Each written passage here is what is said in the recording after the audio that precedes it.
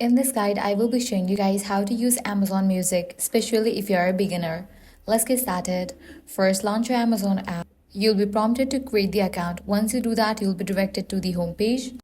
Clicking on the profile icon, you're gonna get access to these options. Now here you're gonna find this Alexa icon. This will allow you to control your music with voice commands. Tap the Find button to search for songs or browse different music categories.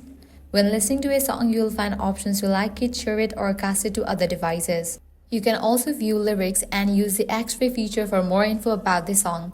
The second tab lets you discover personalized playlists and music made just for your account. Lastly, if you want more features, you can upgrade to Amazon Music Unlimited. That's the basic of using Amazon Music. Simple, intuitive, and great for any music lover, especially if you have Amazon Prime.